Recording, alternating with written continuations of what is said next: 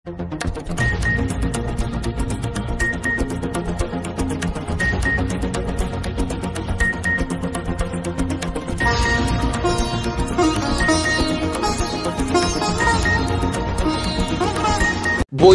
সংস্কৃতির এই বরাক উপত্যকার প্রতিদিনের সংবাদের সম্ভার স্কাই 18। শুধু কথাতেই লিপিবদ্ধ নয়, কর্মতেই পরিচয়। জনগণের স্বার্থে সদা প্রস্তুত আমরা আমাদের চ্যানেল স্কাই 18 বাংলা নিউজ। আমাদের মূল মন্ত্র সত্যের সাথে মানুষের পাশে। Sky 18 Bangla news. ভয়াবহ বন্যায় বরাক বিধ্বস্ত, এ নিয়ে গভীর উদ্বেগ রাজ্যের মুখ্যমন্ত্রী ডক্টর হিমন্ত বিশ্ব শর্মা। তাই তো বরাকের বন্যা পরিস্থিতি খতিয়ে দেখতে একের পর এক ক্যাবিনেট পর্যায়ের মন্ত্রী বরাক সফরে আসছেন মুখ্যমন্ত্রীর নির্দেশে। কেন্দ্রীয় বিদেশে প্রতিবন্ধী পবিত্র মার্গেরিটার পর আজ বরাকের করিমগঞ্জ জেলার বন্যা বিধ্বস্ত এলাকা পরিদর্শনে এলেন রাজ্যের জনস্বাস্থ্য কারিগরি বিভাগের মন্ত্রী জয়ন্ত মল্ল বড়ুয়া। করিমগঞ্জে পা রেখে বিভিন্ন আশ্রিত শিবির পরিদর্শন করেন মন্ত্রী। মিডিয়ার একান্ত সাক্ষাৎকারে মন্ত্রী একথা ব্যক্ত করেন।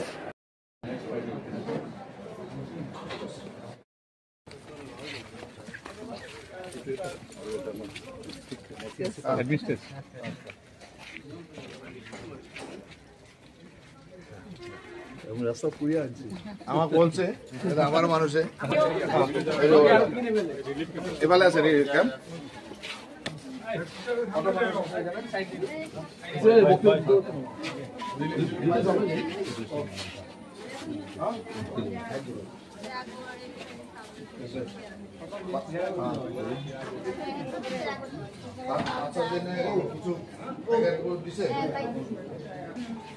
বাড়ি কোথায় আছে? কত দূর? বেশি দূর না? ঘরে ওখানে জল আছে? কাদা আছে? ঘরে কি কাদা আছে? নষ্ট হয়ে গেছে। এখন সার্ভে করবো, সার্ভে করার পরে যেভাবে গভর্নমেন্ট গাইডলাইনের চিকিৎসা পাবো সেটা পাওয়া যাবে। সাহায্য করবো। রিলিফ পাইছো? পাইছো।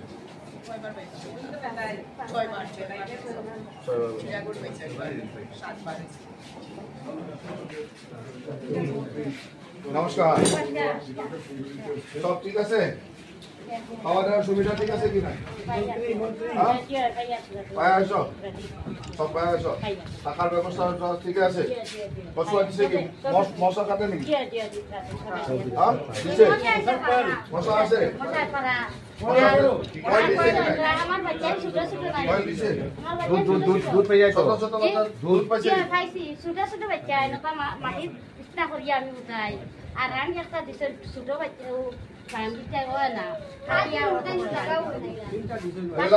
খাওয়ার দিছে নাকি? দুধ দিছে, স্যালাড দিছে? হ্যাঁ,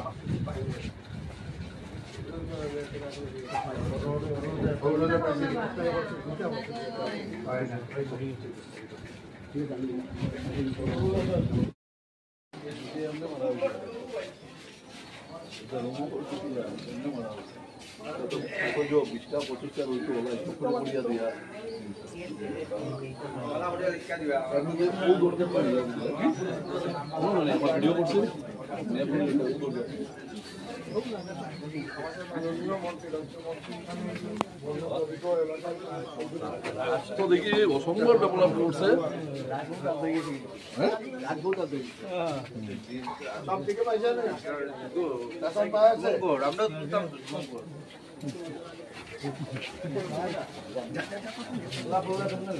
রেশন পাইছ?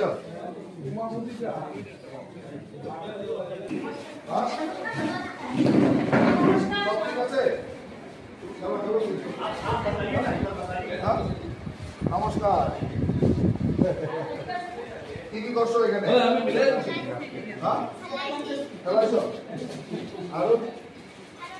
আর খাওয়ার কি কি সপ্তাহে কি কি? সপ্তাহের মধ্যে কি কি?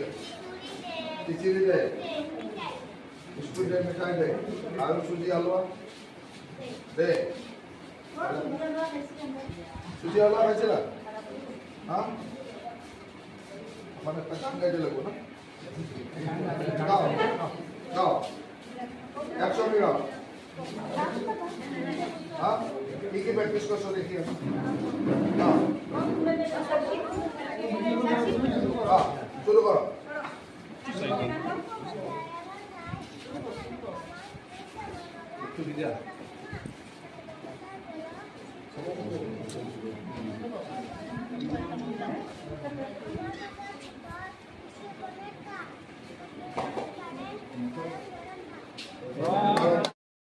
সাইড উল্টা গেছে মিটিং রাজেন নেট চলে গেছে নমস্কার সব ঠিক আছে রেশন ঠিক মতো পাইছেন কেবার পালা 6 বার রেশন আবার বাকি মশা সশা কাটলে মস্কিটো কয়েল দিছে দিছে বাচ্চার জন্য খানা কাকি দুধ ছেড়ে লাগলে দিছে নাকি মাঝে মাঝে দিছে তুমি স্কুলে পড়ো স্কুলে এইটা স্কুলে এখানে আসো বাড়ি কোথায় আমি তুলতাম নি ওই আজারউদ্দিন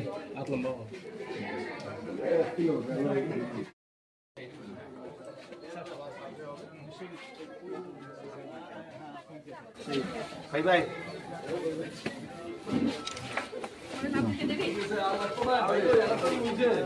ऐसा गाइए से ना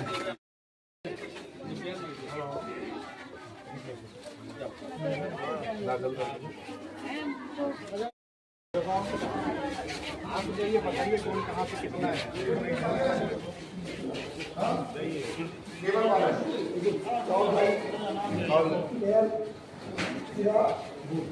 फटोफट दिलो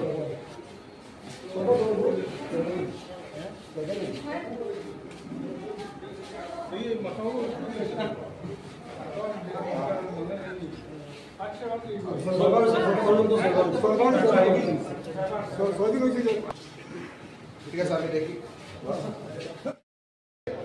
খানা দিছে আর মশার জন্য কয়েল দিছে সব আছে আর ঘরে কি জল আছে বাড়িতে জল আছে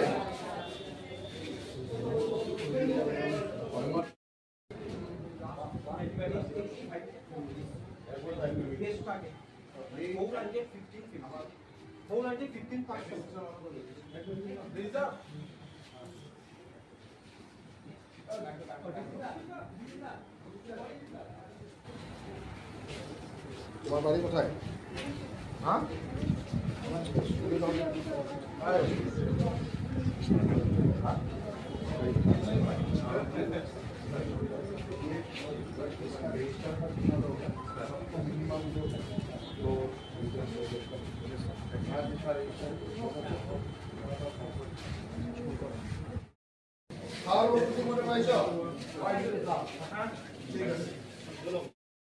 और it has fallen from almost 1 meter from its highest level in this practice. हमारा जो इस बार किलोमीटर 16.4 गैस हो गया था 16.4 yes. Right now 16.24 so it's very comfortable. Infrastructures of PHE, transformers got affected. আজি দিনজোৰা কাৰ্যসূচীৰে মই কৰিমগঞ্জ জিলাৰ বিভিন্ন বানপীড়িত অঞ্চল ভ্ৰমণ কৰিলোঁ আৰু তাৰপিছত আয়ুক্ত কাৰ্যালয়ত আমি গোটেই পৰ্যালোচনা বৈঠক কৰিলোঁ আমাৰ সাংসদ বিধায়কসকল সকলো উপস্থিত আছিল আমি কেইটামান শিবিৰ বানপীড়িতসকল থকা শিবিৰ পৰিদৰ্শন কৰিলোঁ আৰু তেওঁলোকৰ সা সুবিধাখিনি কেনেকুৱা হৈছে এইটো লক্ষ্য কৰিলোঁ তাৰ লগে লগে গোটেই জিলাখনত যোৱা দুটা বানপানী কাৰণ ইয়াত দুটা ৱেভ আহিছিল আৰু দুয়োটা বানপানীতে কৰিমগঞ্জ জিলাত যথেষ্ট পৰিমাণে ক্ষতি হৈছে আৰু এই দুয়োটা ৱেভত কি ধৰণে ৰাইজৰ ক্ষতি হ'ল বা লোকৰ ক্ষতি হ'ল কি ধৰণে ঘৰৰ ডেমেজ হৈছে বা খেতি বাতি ডেমেজ হৈছে সকলো আমি এটা এটাকৈ পৰ্যালোচনা কৰিলোঁ প্ৰত্যেক বিভাগে তেখেতসকলৰ খবৰখিনি জনাইছে ৰাস্তা ঘাটৰ কি ক্ষতি হৈছে এইটো জনাইছোঁ আৰু এতিয়া আমাৰ লক্ষ্যটো হ'ল যে যোৱা কেইটামান দিনত যথেষ্ট সংখ্যক লোক আমাৰ শিবিৰসমূহত আছিল এতিয়া লাহে লাহে কমি আহিছে যদি এতিয়াও শিবিৰত বহুত লোক আছে শিবিৰত থকা লোক বা যিসমূহ পানীৰ তলত আছে তেওঁলোকৰ যাতে খাদ্য যোগানত অকণো অসুবিধা নহয় ৰিলিফ মেটেৰিয়েল সম্পূৰ্ণৰূপে পাই থাকে সম্পূৰ্ণ বেবি ফুডৰ পৰা চেনিটেৰী নেপকিনলৈকে সকলো বস্তু যাতে সঠিকভাৱে পাই থাকে সেইটোৰ ওপৰত আমি গুৰুত্ব দিছোঁ আৰু বিভিন্ন আমাৰ বিভাগে খুব সুন্দৰভাৱে কাম কৰিছে। এতিয়াও বহু স্কুল, বহু ৱাটাৰ ছাপ্লাই স্কিম, অংগনবাড়ী কেন্দ্ৰ পানীৰ তলত আছে। কিছু পৰিমাণে ঠিক হৈছে, যিসমূহে ৰিষ্ট'ৰ কৰিব পাৰিছে ৰিষ্ট'ৰ কৰিছে, যিখিনি পাৰা নাই এতিয়াও কাম চলি আছে।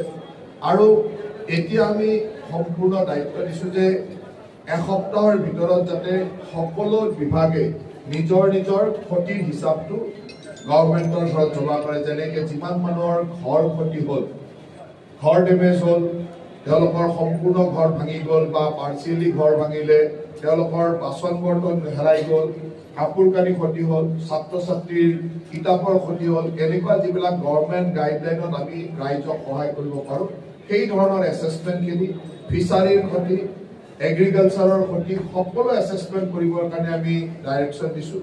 আৰু মই ভাবোঁ যে এসপ্তাহৰ ভিতৰত ই কমপ্লিট হৈ পৰিব। ইতিমধ্যে কিছু এছেছমেণ্ট হৈছে, তথাপিতো আমি পুংখানুপুংখভাৱে কৰি ইয়াক আপলোড কৰিবলৈ কৈছোঁ যাতে আমি 15 আগষ্টৰ আগতে এই ক্ষয় ক্ষতিৰ সম্পূৰ্ণ ক্ষতিপূৰণ আমি ৰাইজক দিব পাৰোঁ। আমাৰ লক্ষ্য হ'ল, আমাৰ মুখ্যমন্ত্ৰী ডাঙৰীয়াই কৈছে যে 15 আগষ্টৰ আগতে যাতে আমি ৰাইজক ক্ষতিগ্ৰস্ত ৰাইজক ক্ষতিপূৰণসমূহ দিব পাৰোঁ, তাৰ কাৰণে আমাৰ চৰকাৰখনে কাম কৰিব।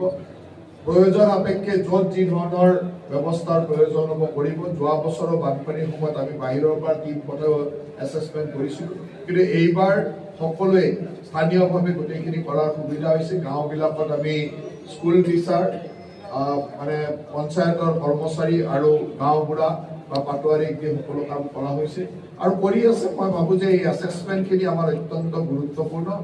ক্ষয় ক্ষতিৰ মানে হিচাপটো হোৱাৰ লগে লগে যাতে আমি সম্পূৰ্ণ ক্ষতিপূৰণ ৰাইজলৈ দিব পাৰোঁ। নিশ্চয়কৈ এইবাৰ যথেষ্ট বেছি পানী হৈছিল, বিশেষকৈ দুইটা নদীতে বহুত বেছি ক্ষতি হৈছে আৰু ৰাস্তা ঘাটৰ ক্ষতিও হৈছে। যিখিনি ৰাস্তা ঘাটৰ কাম আমাৰ ইমিডিয়েট টেম্পৰাৰী মিটাৰ হিচাপে ল'ব পাৰিব সেইখিনি ল'ব, আৰু যিবিলাক পাৰ্মানেণ্ট মিটাৰ হিচাপে ল'ব লাগিব সেই কামখিনিৰ লিষ্ট বনাই আমি সম্পূৰ্ণ নিজৰ নিজৰ বিভাগক দিবৰ কাৰণে কৈছোঁ। প্ৰত্যেকে নিজৰ নিজৰ বিভাগক দিব, PWD ডিপাৰ্টমেণ্টক দিব, PHA ডিপাৰ্টমেণ্টক দিব, আৰু আমি বিভাগসমূহেও ইয়াক প্ৰায়ৰিটি ৰাখি খুব সোনকালে কামখিনি কৰি দিয়াৰ চেষ্টা কৰিম। গতিকে এইখিনি আমাৰ পৰ্যালোচনা। আপনারা জয়ী হয়েছে, কিন্তু এই করিমগঞ্জে এত বড় ফ্লাড হয়ে গেল, মুখ্যমন্ত্রী একবারও আজ পর্যন্ত আসেননি আমাদের মুখ্যমন্ত্রী। কারণটা কি? আমি 3 নম্বর না 4 নম্বর মন্ত্রী, কেন্দ্রীয় মন্ত্রীও আছে, মন্ত্রী গার্জেন মিনিস্টার আছে, আমি আছি। আবার আপনারা যদি দেখেন পুরা আসামে, সারা আসামে এই বছর যথেষ্ট পানি হয়েছে। আৰু আমাৰ মুখ্যমন্ত্রী মহাশয় সম্পূর্ণ সময় বন্যাক্রান্তর কাছে আছে। আর আপনারা নিশ্চিত থাকেন খুব কম দিনের ভিতরে মুখ্যমন্ত্রী আসবো, আর মুখ্যমন্ত্রী আসা যি কাজ আছে আর এখানে যদি কিছু ভাল অলরেডি কিছু কাজ স্যাংশন হয়ে আছে, অ্যানাউন্সমেন্ট হয়ে আছে, এগুলা কাজেরও শুভারম্ভ করবো। আচ্ছা, কদিন আগে আপনার সঙ্গে নলবাড়ির প্রাক্তন বিধায়ক অশোক শর্মার একটা কংগ্রেসে চলে যাচ্ছে, পলিটিক্যাল কথা, এখন বানপীড়িতের কথা বলে। কলেজের ফিস বাড়ানো নিয়ে আমাদের বিক্ষোভ কর্মসূচি। অনেক মধ্যবিত্ত ছাত্রছাত্রী রয়েছে যাদের এত টাকা দেওয়ার ক্ষমতা নেই, তাই তাদের সমস্যা নিরসনে আমাদের মাঠে নামা। বিগত দিনে যেখানে 4000 টাকা ছিল সেখানে বেড়ে গিয়ে 7000 টাকা হয়ে গেছে। অনেকের তা দিতে অপারগ, তাই কলেজের ছাত্রছাত্রীদের কথা চিন্তা করে কলেজ কর্তৃপক্ষের হস্তক্ষেপ কামনা করছেন। উল্লেখ্য, করিমগঞ্জ কলেজ এনএসওয়াই সংগঠন ছাত্রছাত্রীদের ফিস বৃদ্ধি নিয়ে কলেজের সামনে প্রতিবাদ কর্মসূচি পালন করেন।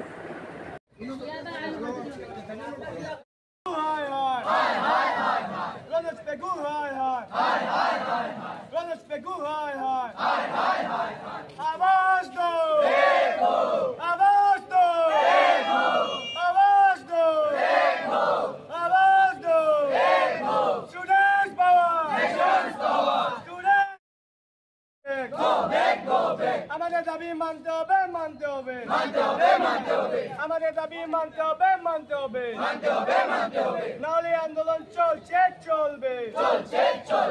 আসাম সরকার হায় হায়, আসাম সরকার হায় হায়, আসাম সরকার হায় হায়। আওয়াজ দো, আওয়াজ দো, আওয়াজ দো।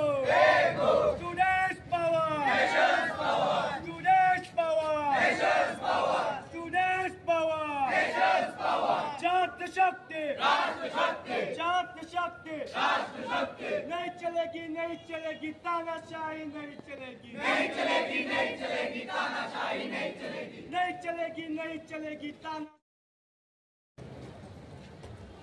নমস্কার, আমি সুস্মিত দেব, কর্মী কলেজ স্টুডেন্ট ইউনিয়নের জেনারেল সেক্রেটারি।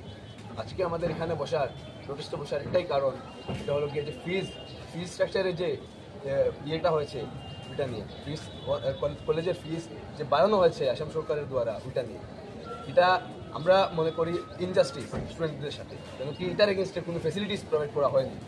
প্লাস আমাদের কলেজ একটা গভর্নমেন্ট কলেজ, এখানে আমাদের টাউনে আমাদের জেলার যারা একদম মধ্যবিত্ত ছাত্ররা যারা আছে, গরিব ছাত্ররা যারা আছে, ওরা এসে পড়াশোনা করে। যারা বাইরে যেতে পারে না, বাইরে যাওয়ার যারা সামর্থ্য নেই, ক্ষমতা নেই, ওরা এসে আমাদের এখানে অ্যাডমিশন নেয়। অনেক স্টুডেন্ট আছে যারা ডিগ্রির অ্যাডমিশনের সময়, অনেক স্টুডেন্ট আছে যারা ডিগ্রি অ্যাডমিশনের সময় ব্যাক নেই, কম্পিটিটিভ এক্সামের জন্য, JEE, NEET এগুলোর জন্য প্রিপেয়ার করে। পরে অনেক স্টুডেন্ট এসে পায় না, ওরা এসে কলেজ কলেজে অ্যাডমিশন দিতে চায়। যখন ওরা এসে অ্যাডমিশন দিতে চায় তখন দেখা যায় কি ওদের গ্যাপ সার্টিফিকেট দিতে লাগে। ঠিক আছে, ওরা গ্যাপ সার্টিফিকেট বানিয়ে গ্যাপ সার্টিফিকেট দেয়, কিন্তু গ্যাপ সার্টিফিকেট দেওয়ার পরেও ওদেরকে কেন ফুল পেমেন্ট দিতে লাগে? আগে ফিস ছিল 4000, এখন হয়ে গেছে 7000 এবার। প্রাইভেট কোর্স যেরকম BCA, এরপরে বায়োটেক, এগুলোর ছিল BCA ছিল 14000, এখন হয়ে গেছে 18000। আগে ছিল বায়োটেকের ছিল 18000, এখন হয়ে গেছে 23,000। এটা কীরকম হয়? এটার এগেনস্টে আসাম সরকার কী ফ্যাসিলিটি আমাদেরকে প্রোভাইড করলো আমরা জানতে চাই। কোনো ফ্যাসিলিটি দেয়নি। এদিকে আমাদের CM বলেন কি 150 কোটি টাকা দেওয়া হচ্ছে ইউনিভার্সিটিতে, সবার অ্যাডমিশন ফ্রি হবে। অ্যাডমিশন তো ফ্রি, কিসের অ্যাডমিশন ফ্রি হয়? অ্যাডমিশন ফ্রি হওয়ার জন্য লম্বা ক্রাইটেরিয়া থাকে, ইনকাম সার্টিফিকেট দেয়, ওইটা দেয়, ওইটা দেয়। ইনকাম সার্টিফিকেটের মধ্যে যদি একটা কিছু যদি ভুল থাকে ওরা মানে না, কলেজ মানে না। এফিডেভিট যদি করে দেয় স্টুডেন্টরা, এটাও কলেজ মানে না। এরপরে ইনকাম সার্টিফিকেট দিয়ে ফ্রি অ্যাডমিশন হয়ে গেল, অনেক স্টুডেন্টরা নিতে পারেনি। আচ্ছা, অনেক স্টুডেন্ট নিয়েছে, হয়ে গেল। হওয়ার পরে অনেক স্টুডেন্ট আছে, এখন আমাদের FIUGতে 8টা সেমিস্টার, 4 ইয়ার্সের মধ্যে অনেক স্টুডেন্টের কোনো না কোনো সেমিস্টারে কিছু অসুবিধা থাকতে পারে, ঘরে কিছু অসুবিধা হতে পারে। এটার জন্য যদি ব্যাক লেগে যায় একটা স্টুডেন্টের, একটা সাবজেক্ট যদি ব্যাক লেগে যায়, পুরা ওরা আবার নেক্সট সেম অ্যাডমিশনের জন্য ফুল পেমেন্ট দিতে লাগে। তো এই যে পুরা যে কনসেপ্টটা যে স্প্রেড করেছে আসাম সরকার, এটা একটা জুমলা। আমরা এটা কোন সময় মানি না, আমরা এটা তীব্র প্রতিবাদ এবং নিন্দা জানাই। আজকে আমরা এখানে বসেছি, পুরা দিন বসবো, যতক্ষণ পর্যন্ত আমরা রিপ্লাই পাচ্ছি না, আমরা রেজাল্ট পাচ্ছি না, আমরা এখানে আসি।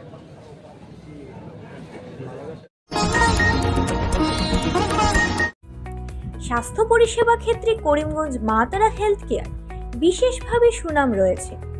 দক্ষ চিকিৎসকদের নিয়ে এনে রোগীদের চিকিৎসা সেবায় রত প্রতিষ্ঠান কর্তৃপক্ষ।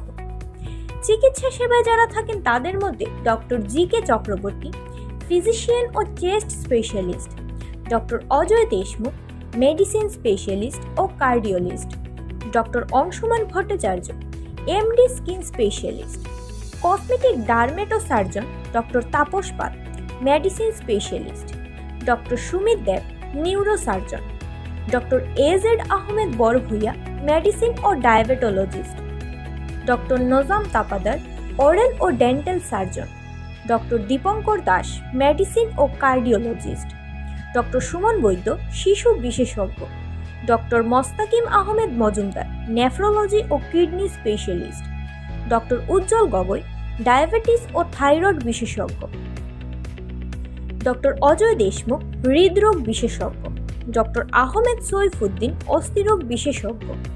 চিকিৎসকরা এখানে রয়েছেন। এছাড়া সব ধরনের ঔষধ পাওয়ার ব্যবস্থাও রয়েছে।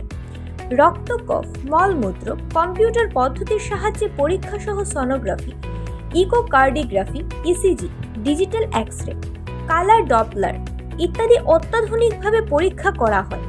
তাই আর সময় নষ্ট না করে অগ্রিম বুকিংয়ের জন্য যোগাযোগ করুন মেসার্স মা তারা health care, Laxmibazar road, Karimganj, cell tax কার্যালয়ের নিকটে।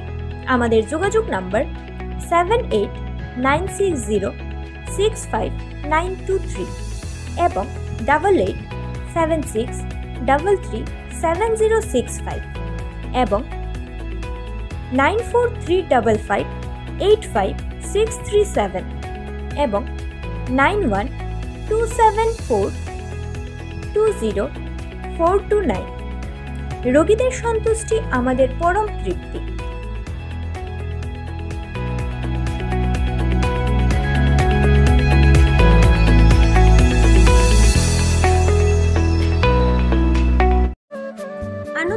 সংবাদ, আনন্দ সংবাদ, আনন্দ সংবাদ। মহিলা ও পুরুষদের জন্য সুখবর বয়ে নিয়ে এলো আয়ুষী পার্লার।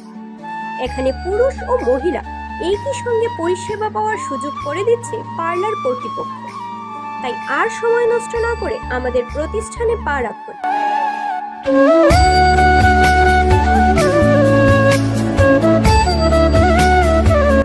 আমাদের ঠিকানা ব্রিজ রোড, কংগ্রেস ভবনের নিকটে, করিমগঞ্জ।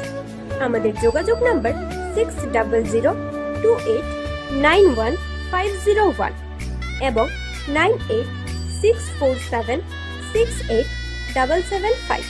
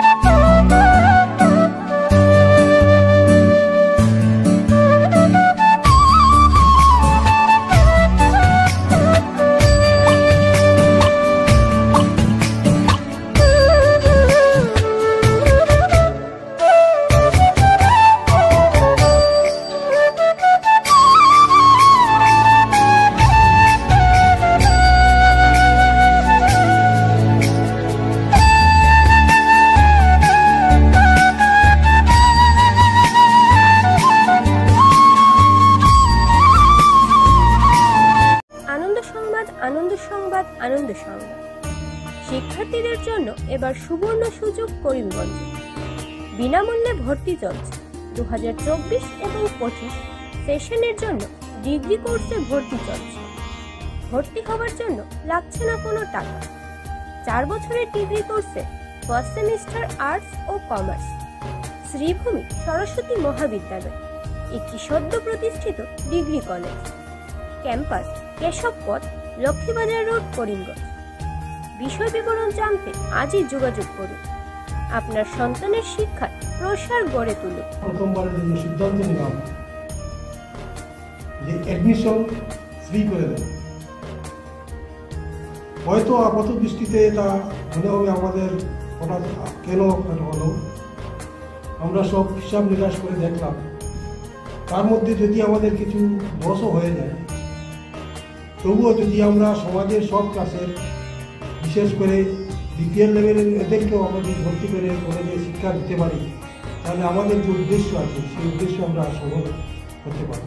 অ্যাডমিশন প্রক্রিয়া চলছে, সেই অ্যাডমিশন প্রক্রিয়ার জেনারেল যে নিয়মটা আমরা একমত হয়ে গতকাল আমরা সবাই ঠিক করেছি আমাদের এই মহাবিদ্যালয়ে প্রথম সেমিস্টারে, দ্যাট ইজ ফার্স্ট ইয়ারে, প্রথম সেমিস্টারে অ্যাডমিশন টোটাল ফ্রি করে দিচ্ছি।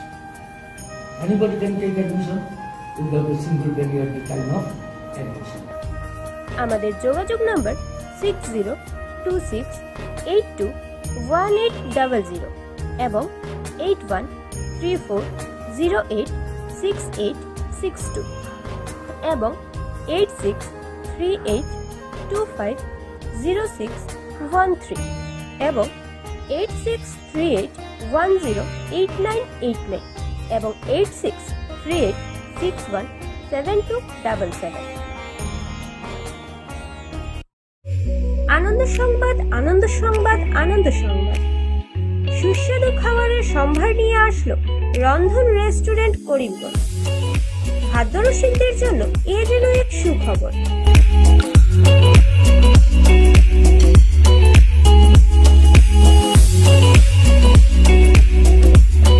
হয়তো আপনার ঘরে বাইরে থেকে আত্মীয় স্বজন এসেছেন বা অতিথিরা এসেছেন, মনে মনে ভাবছেন কোথায় গিয়ে সুস্বাদু আহার পাওয়া যাবে অতি সুলভ মূল্যে। আপনাদের আর ঝাঁকি পেতে হবে না। নিজেদের শহরে অতি সুলভ মূল্যে নানা স্বাদের আহার পাওয়ার সুযোগ করে দিচ্ছে রন্ধন রেস্টুরেন্ট, গোপালজি মার্কেট, করিমগঞ্জ।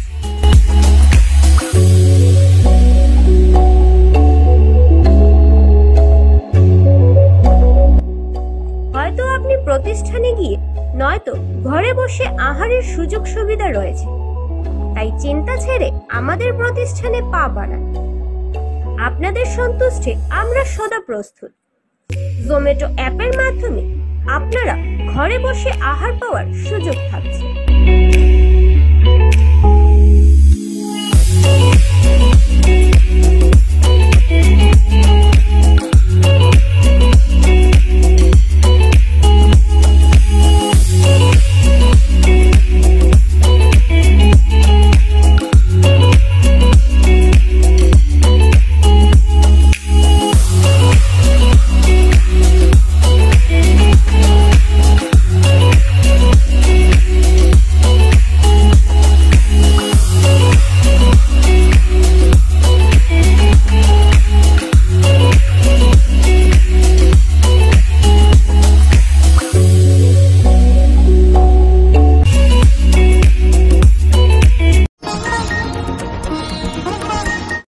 দুদিনের বরাক উপত্যকা ভ্রমণের দ্বিতীয় দিনে হাইলাকান্দিতে উপস্থিত হয়ে রাজ্যের জনস্বাস্থ্য ও কারিগরি বিভাগের মন্ত্রী প্রথমে জেলা বিজেপি কার্যালয়ে তারপর জেলা শাসকের কার্যালয়ে দুটি পৃথক পৃথক সভায় মিলিত হয়।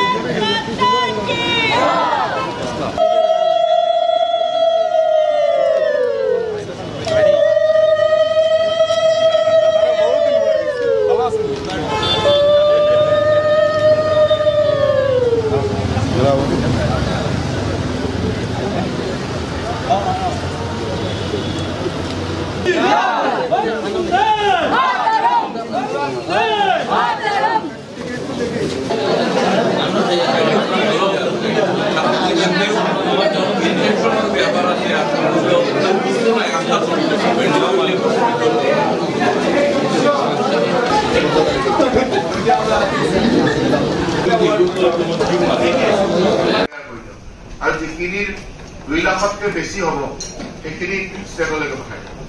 যে 2 লাখত নহ'ব এনেকুৱা হ'ব পাৰে, মষ্ট প্ৰবেবলি 2 লাখৰ ভিতৰত হৈয়ে যাব। সেইখিনি যিখিনি নহয় যদি কিবা যদি নহয় ইমিডিয়েটলি পঠাই দিব। আমাৰ বাকী বস্তু ষ্টক আছে নাই? হেলথ টেবলেট আছে, কেমিকেল ষ্টক আছে, কতটা অসুবিধা হোৱা নাই। ट्रांसफार्मर कितना ये है?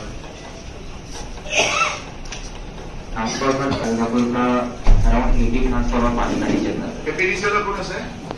समवाय भाई आपका टेस्टफुल और ट्रांसफार्मर का ऑलरेडी लगाया है कोई और बोकन ट्रांसफार्मर अंडर वाटर अभी जोरदारी माने हेरी बहुत बेसी হৈছে इलेक्ट्रिसिटी मार्क बहुत बेसी হৈছে लोड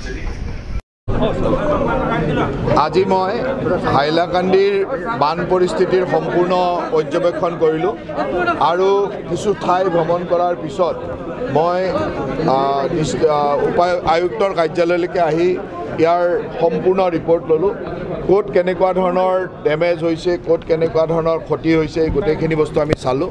আৰু তাৰ লগে লগে এটা কথা নিশ্চিতভাৱে ক'ব লাগিব যে আমাৰ প্ৰশাসনে সকলো ক্ষেত্ৰতে অন্তত ৰিলিফ মেটেৰিয়েলৰ ক্ষেত্ৰত কতো অসুবিধা হোৱা নাই। ৰিলিফ মেটেৰিয়েল য'ত যেনেকৈ দিব লাগে সুন্দৰভাৱে দিছে আৰু সকলোৱে আমাৰ জনপ্ৰতিনিধিৰ পৰা আমাৰ দলীয় সতীৰ্থসকলে খুব সুন্দৰভাৱে কাম কৰিছে।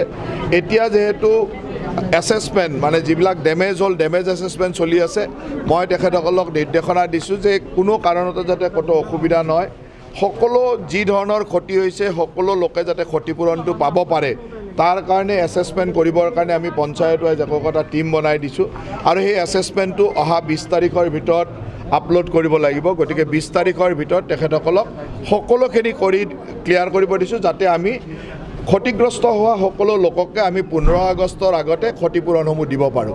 ইতিমধ্যে যোৱা মাৰ্চ মাহত যিটো ষ্ট্ৰম হৈছিলে তাৰ যিবিলাক ক্ষতি হৈছিলে সেই ক্ষতি হোৱা লোকসকলক আমি ইতিমধ্যে ক্ষতিপূৰণ দিলোঁ আৰু আমিও বিচাৰোঁ যে এতিয়া যিটো ক্ষতি হৈছে বানপানীত সেইটো যাতে 15 আগষ্টৰ আগতে দিব পাৰোঁ।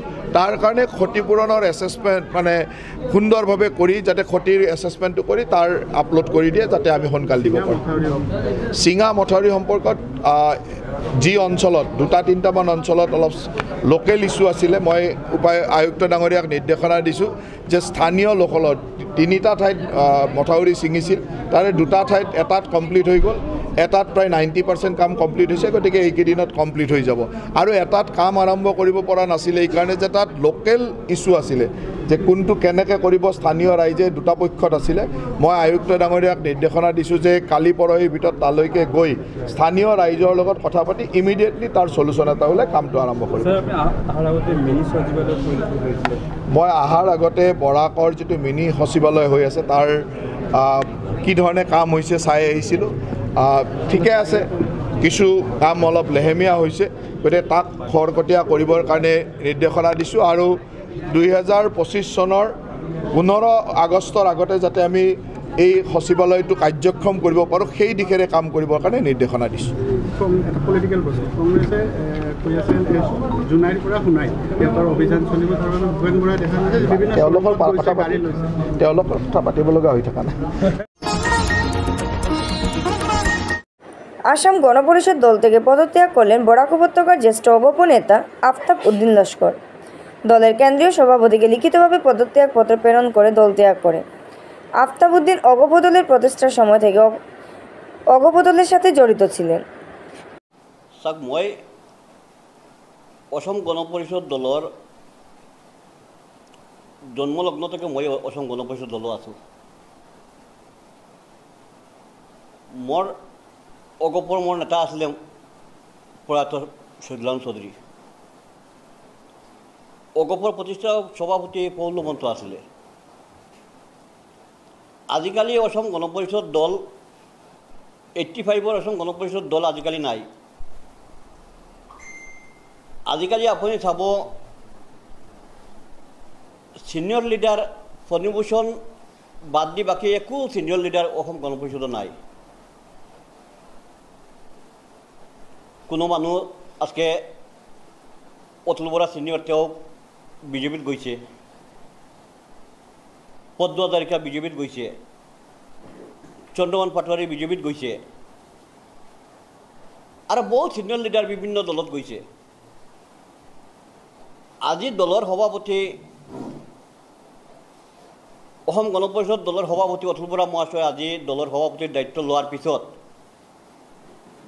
তেওঁ এটা কোম্পানী ৰূপত মানে দলটো চলাই আছে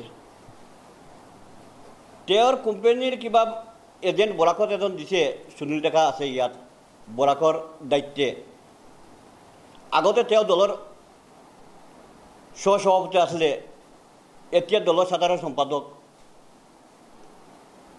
তেওঁ এই কোম্পানীৰ এজেণ্ট হিচাপে কাম কৰি আছে 21 নিৰ্বাচনত আলগাপুৰ সমষ্টিৰ পৰা মোক টিকেট দিলে টিকেট দিয়াৰ আগতে অন কণ্ডিশ্যন সুনীল ডেকাৰ মোৰ লগত অন কণ্ডিশ্যন তেওঁৰ মিছেছৰ একাউণ্টত ডাঙৰ এটা এমাউণ্ট ল'লে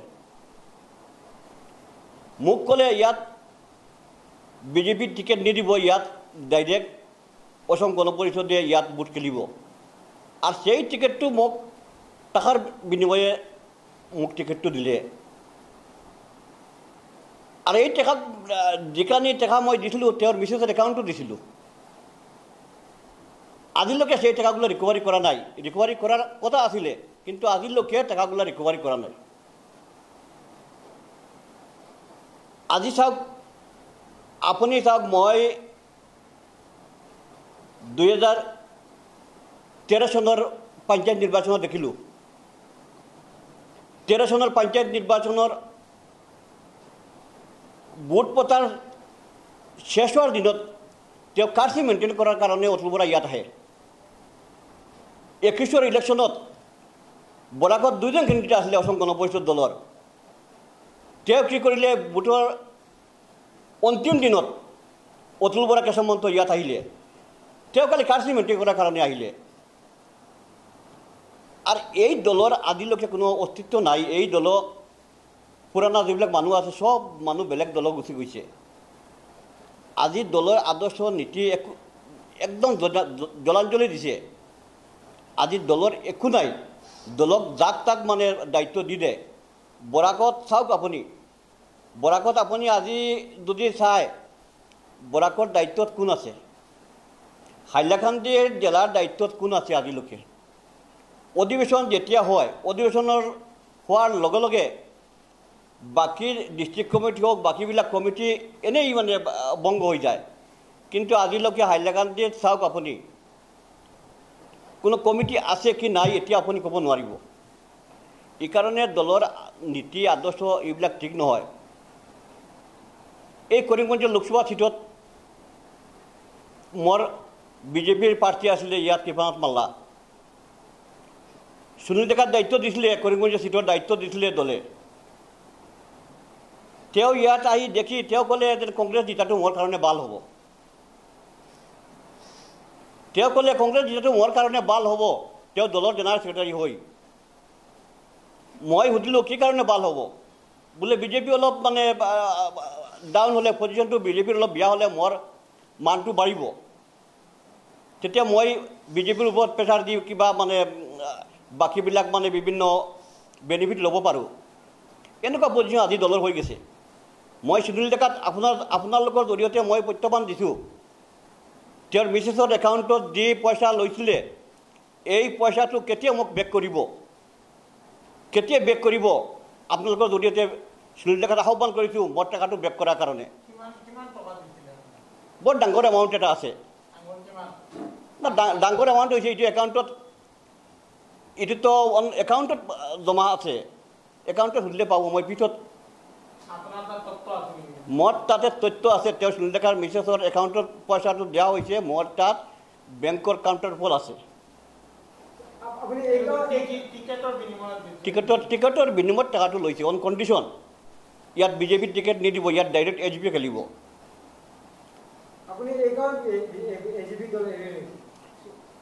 মই এইকাৰণে এৰিলোঁ, মই কালি এইটো নহয়, মই লাষ্ট আৰু কিবা বহুত কথা আছে, বহুত ভিডিঅ' মোৰ তাতে আছে, বহুত কিবা মানে কিবা কিবি আছে। মই লাষ্ট আপোনালোকক মই দিম আৰু মানে টাইম টু টাইম মই দি যাম। বহুত মোৰ তাতে বহুত ৰেকৰ্ড আছে, মই টাইম টু টাইম আপোনালোকক মানে দি যাম।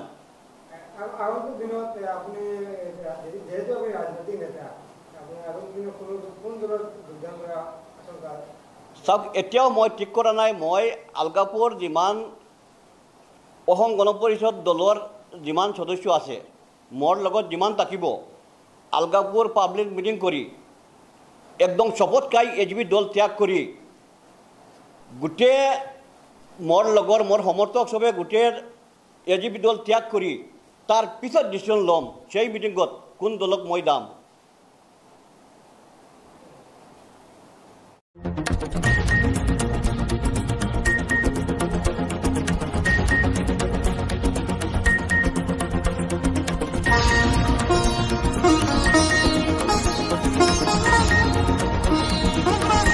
বৈচিত্র্যময় সংস্কৃতির এই বরাক উপত্যকার প্রতিদিনের সংবাদের সম্ভার স্কাই 18। শুধু কথাতেই লিপিবদ্ধ নয়, কর্মতেই পরিচয়। জনগণের স্বার্থে সদা প্রস্তুত আমরা আমাদের চ্যানেল স্কাই 18 বাংলা নিউজ। আমাদের মূল মন্ত্র সত্যের সাথে মানুষের পাশে। Sky 18 Bangla news.